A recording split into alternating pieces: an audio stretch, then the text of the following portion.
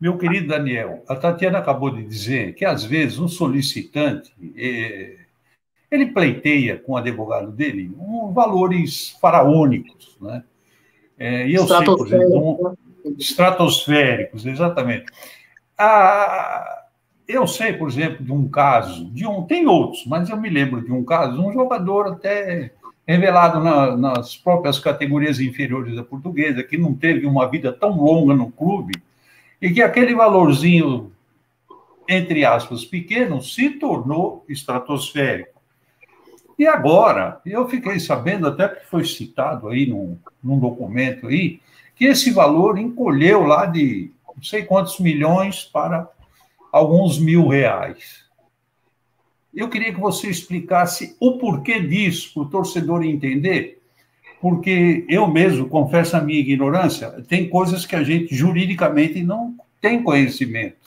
Então, eu queria que vocês, Daniel e Tatiana, por gentileza, explicassem especificamente esse caso e outros. Eu acho que vai ser importante para o torcedor saber o porquê. Sem dúvida, Quintal. Esse caso em específico, ele vem lá do ano de 2004, né, quando o ex-atleta ingressou com uma reclamação trabalhista, pleiteando rescisão indireta, alegando atrasos salariais, entre outras coisas. E o valor sentenciado foi de 7 milhões de reais, sendo que no ano de 2009 a Portuguesa fez um acordo com esse atleta, no qual foi delimitado ali que seriam pagos 2 milhões e 800 reais em 62 parcelas. Um valor muito alto da mesma forma. Infelizmente, a Portuguesa, não sei por qual razão à época, não conseguiu quitar esse valor integralmente, pagou apenas 54 parcelas, e esse acordo foi rompido. Então, ali foi delimitado no ato de acordo que, em caso de rompimento, esse processo voltaria para o status quo, que é o status original, né, feito no momento do acordo. Além de juros e correções monetárias, que são praxe de processo judicializado. Né? Então, assim, ficou um valor muito alto, foi feita uma renegociação com esse atleta à época, mas também restou inadimplida.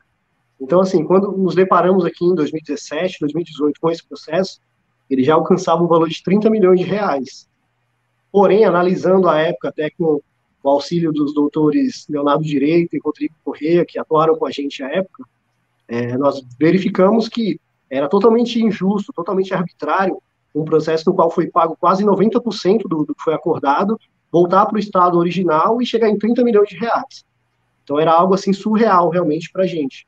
Então a gente entrou com uma petição questionando isso e o juiz acolheu o nosso pedido e teve os desdobramentos para chegar até o momento de hoje. Na verdade, assim, estou acrescentando que quando a gente fala disso, a gente está falando que o processo era de mais ou menos 7 milhões, foi feito um acordo por 2 milhões e 800, então a gente teria aí uma diferença aí de 4 milhões, né, 4 milhões e 200, do que a gente pagaria no acordo, né, mas quando foi descumprido o acordo, voltou a esse saldo, só que esse saldo atualizado e corrigido desde aquela época, então esse valor se tornou um absurdo, e a gente, naquele período, em 2018, não tinha nem mais recurso a fazer. Na verdade, estava levando o estádio à asta pública.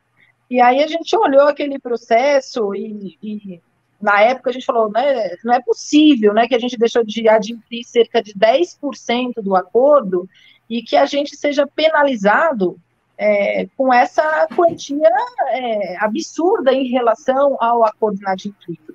E foi com essas questões, né, com esses, vamos dizer assim, com esses pilares aí do direito, da proporcionalidade, da boa-fé e do não enriquecimento ilícito da outra parte, que nós conseguimos que o juiz reanalisasse e voltasse para o valor original do acordo, né, o valor original daquele acordo que foi feito, aquele valor inadimplível. E aí, de lá para cá, a gente teve já 4 recursos do reclamante, né, tentando voltar para o valor homologado, porque, de fato, estava homologado na sentença que, se não pagasse, voltaria para o valor inicial, mas foi muito positiva as decisões todas, no sentido de que realmente tem que haver uma proporcionalidade.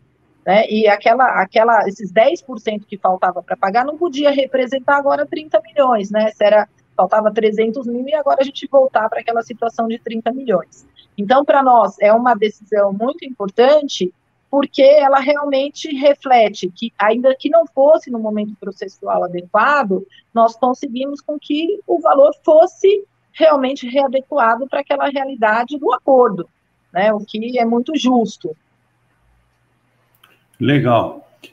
Pelo que eu entendi, se eu anotei direitinho aqui, foi feito um acordo em 2009 de 62 parcelas e chegaram a pagar 54. É Exatamente.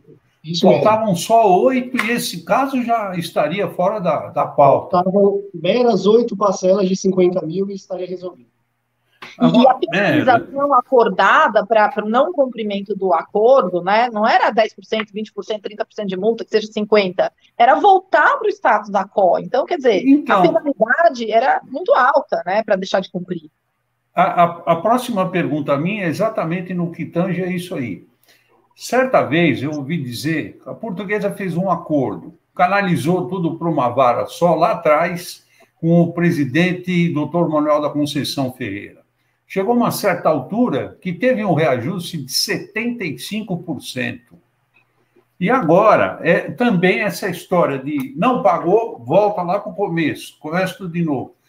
Quem é que decide isso? É a justiça mesmo ou é uma negociação entre justiça e o devedor?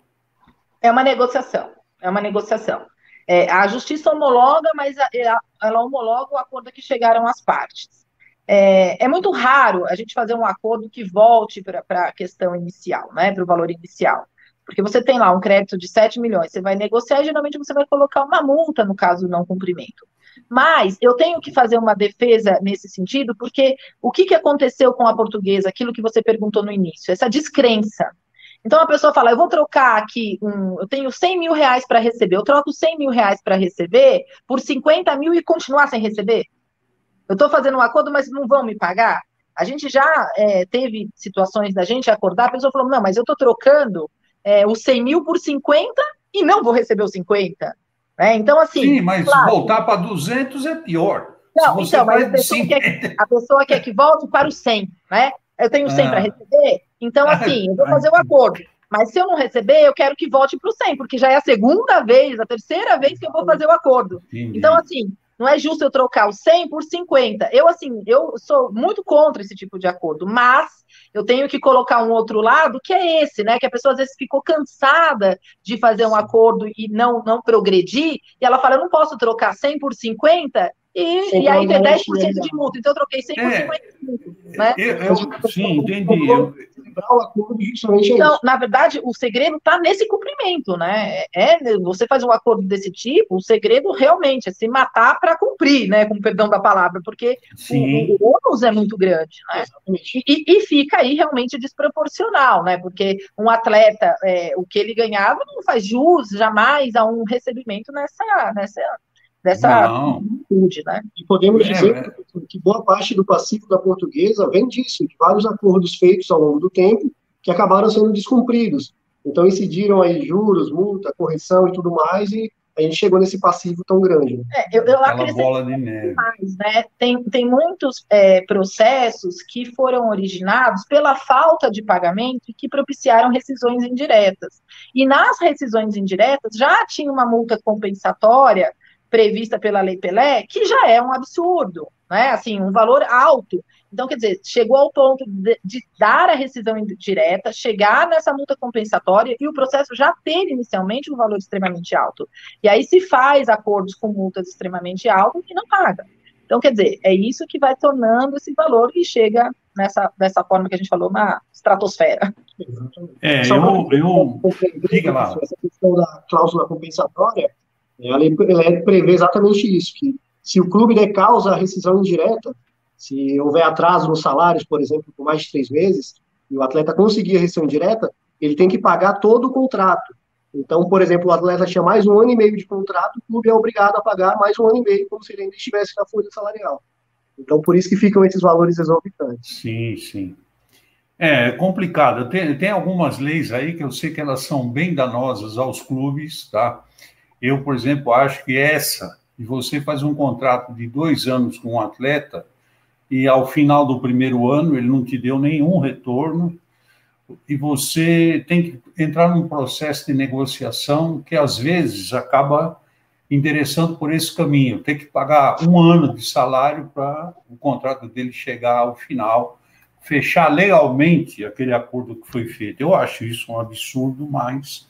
Agora, o que eu achei interessante nesse caso aí, desse atleta que era jogador de base e tal, é que houve um bom senso. No fim da história, alguém imaginou, pô, 8 parcelas, não é justo que você volte lá para trás com tudo isso, né? Então, isso aí partiu da justiça, claro, suponho que vocês tenham feito uma série de colocações nesse sentido, né? Sim, sim, a justiça ela não vai se pronunciar sem ninguém cutucá-la, né, entre aspas, assim. A gente realmente encontrou um bom senso que foi persistindo aí nos tribunais, né? E isso nos leva realmente porque já era transitado em julgado, né? Quando a gente fala assim, a gente nem tinha mais recurso, a gente já estava na fase de execução, na fase de asta pública.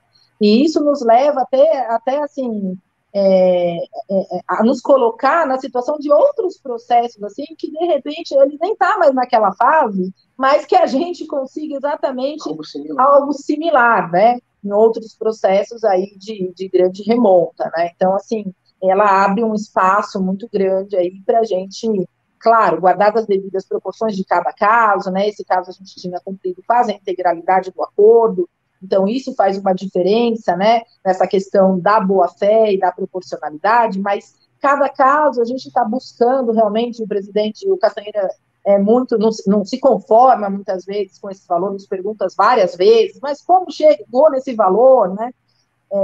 Então, assim, a gente está buscando, e hoje a gente consegue fazer isso, realmente ter essa análise para ver se, de uma forma ou de outra, a gente consegue viabilizar um valor economicamente justo, possível, né? Impossível de